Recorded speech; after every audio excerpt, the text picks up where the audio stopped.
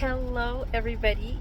This is Racing with Happiness, and I'm going to share a few things with you, and I hope that this will be inspiring to you and you enjoy my contact. And if you do and you know what to do, please like it, subscribe it, and pass it on. Today is Thanksgiving for us here in America, and if you see this outside, I hope it still can have some kind of meaning to you and that you will enjoy what I'm going to share. So I'm going to start out with my joke.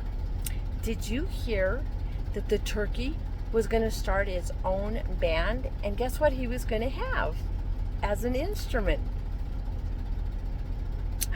He was going to use a drumstick. So with that, I want you all to take a note, take to heart, and know that we all have something that we can offer, create, and do. Well, just a couple of days ago, I had an opportunity to give one of the things that I crochet, and I wasn't expecting anything back, but I received this beautiful Christmas ornament. And look, to confirm that I'm on my right track, on the right path, I've got joy in my life because I always want to offer happiness, encouragement, and know that we all go through stuff. So with that, a few of you, I have shared that I went through a hard time not too long ago. And in that, I'm going to be honest with you and kind of be open with you. This is just for me and what I did with my circumstance. Every one of you have to do what is best for you and find out what is best for you and go further on with that. Well, I started doing alcohol beverages, meaning drinking, and I was doing choices, doing things that were not best for me. So then I removed myself from that circumstance. Then I went to the doctor because things were just not making sense. And so they prescribed antidepressants, sleeping pills, because I was having panic attacks. I was just having a really hard time. Well, I still felt things were just not right.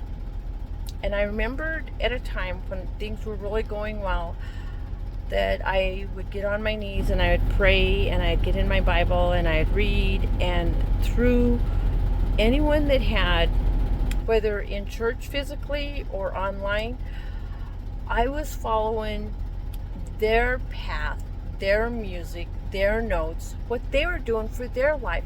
But it was a stumbling block for myself. So gradually I started learning what was best for me. And over time, I wasn't having panic attacks. I wasn't having a hard time sleeping. And the more that I did not take that prescription medication or puppet myself after someone else, I began to see I had my own voice. I offered my own happiness. And I was able to go through and see what was best for me. And most of all, I offer jokes. And whenever I can help out someone, I use wisdom a lot. I typically don't just give money through circumstances because I don't want to be enabling someone if they have a situation that they're going through, that someone is providing whatever they need to go get what they need. I always offer scriptures, encouraging words. The best medication is laughter because it sets off endorphins. And with celebrating this holiday, if we look back, when America started it, we came into territory where other people were living. We were taking things from them. We were trying to give things of what we thought was best for them, which is kind of like what we're doing in our spiritual life. We see what is best for us, and if it's good for us, we're going to continue on. If we don't like something, we're either going to try and change that, or if someone's trying to do something to us to change what they think is best, what they see in our lives, and it's not best for us, we're not going to keep applying that. But most of all, you all, meaning myself, continually have to every day, sometimes every minute, every hour, through a season. Like in Ecclesiastes 3, it says there's a time for everything. And even in the first couple chapters of Genesis, God wanted everything to have meaning, and He provided 6 days and gives specific instructions for us. And if you are struggling and you want to do something different, I apply the Bible to my life. It may not be for you, but if you feel that you are stumbling and falling and not feeling good, and you want to have something new and different, you have to see what is best for you. And so with that, I'm going to end with what I find encouragement, and my title of my new book is, it says, To Be Still, a Prayerful Journal for a Woman. And that's the front cover. And the first page of me getting started in my new book, it says, Trust in the Lord. And it says, Lord, I commit my failures as well as all of my successes into your hands.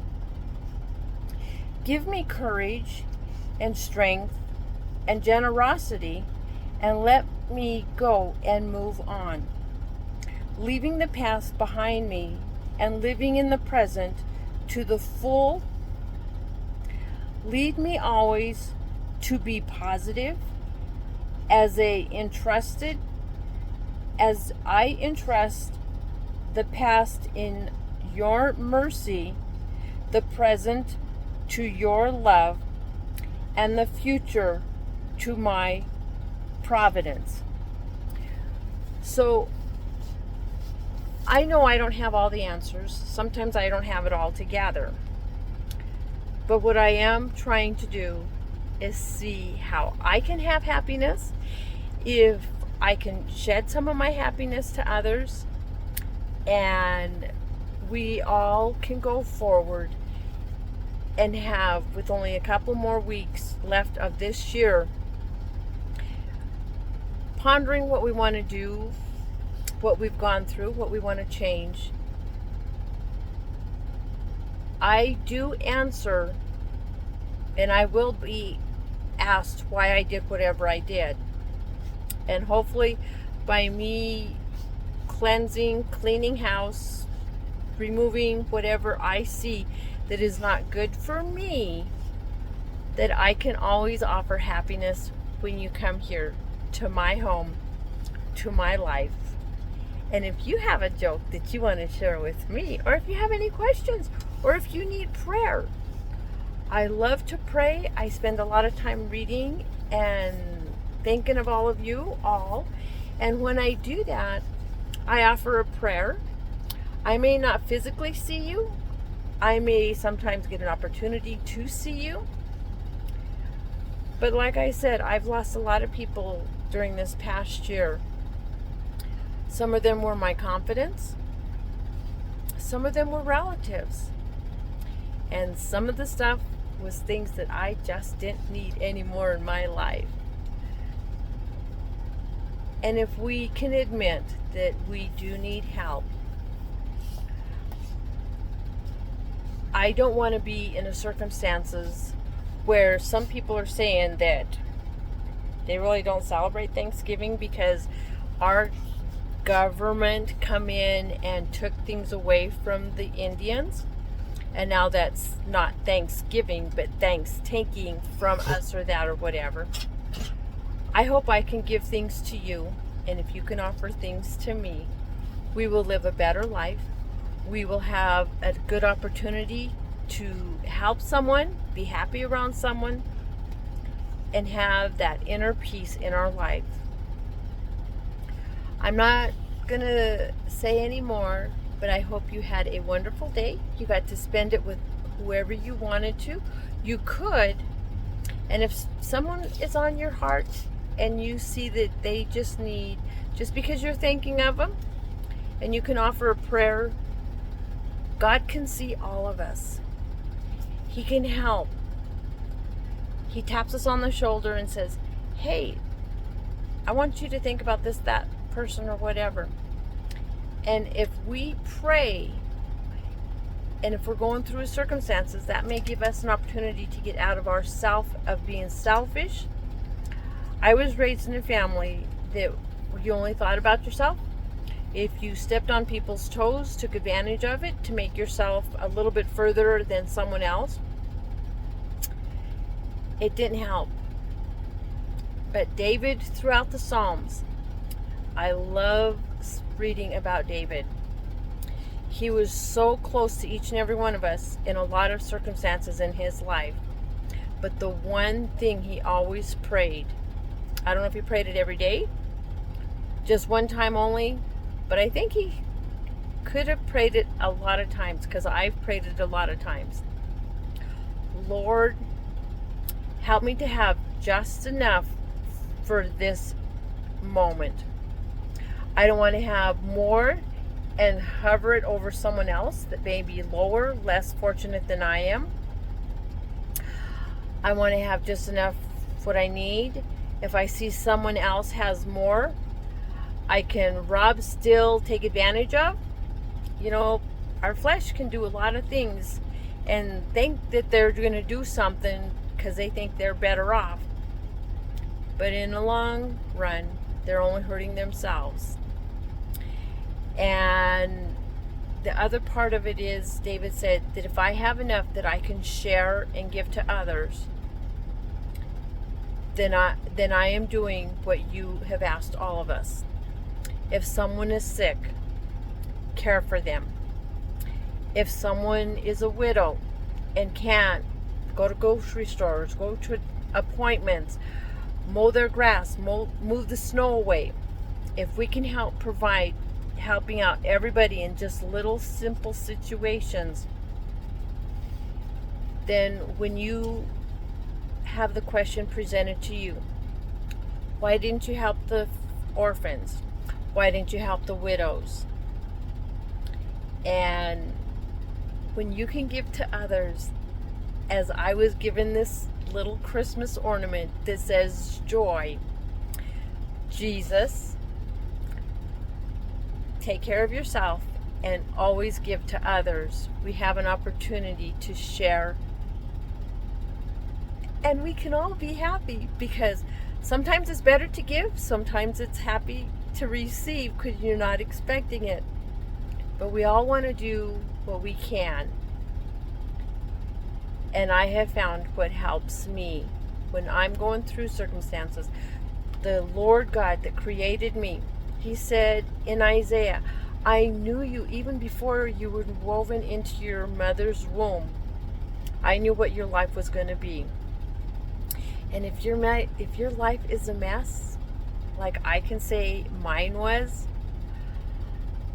I want to go and seek out what the Lord's plan was for me. I don't want to have a crutch on medications that's going to mask what I'm ultimately supposed to accomplish. I'm not going to eat sometimes even a food or friends in association. You know, we can look at all sorts of things that is going to harm us.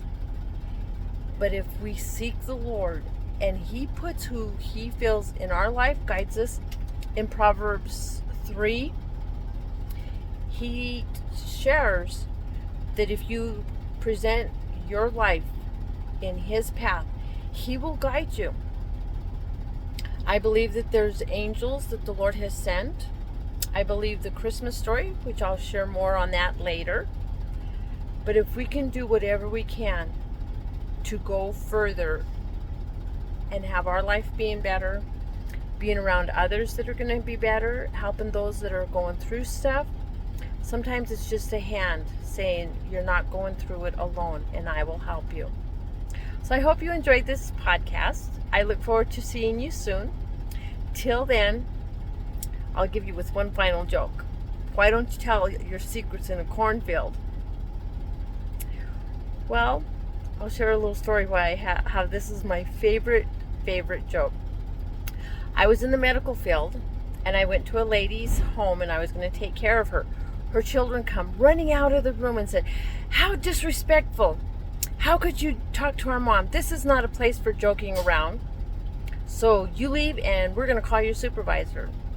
Well, I went back to the office because I was doing home care, and I got reprimanded and being told there's a time for everything. You need to look what you're doing and just be careful and sensitive, because medicine is out there for everybody wherever we can get it. I believe in laughter as medicine.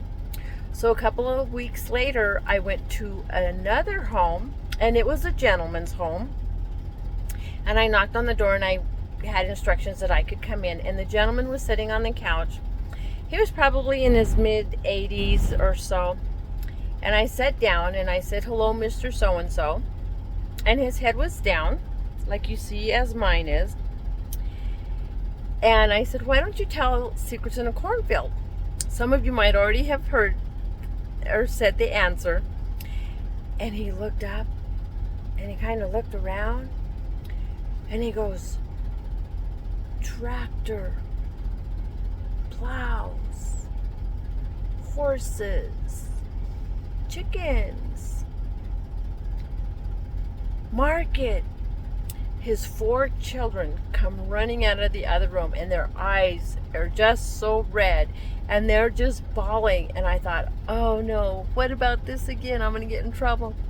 They come over, and they sat beside me. A couple of the girls hugged me and said, "What did you do?" I'm like, oh no. I said, "What?" I said, "I just said a joke." And they go, "What was the joke?" And I said, "Why don't you tell your secrets in a cornfield?" And they go, "Well, we don't know." And they're all still bawling. And I said, "Because there's too many ears." And I go, "Did I do something wrong?" Because that's what I was always going through growing up. If something was questioned to me, it meant that I did something wrong. And they go, "No, no, no, no, no.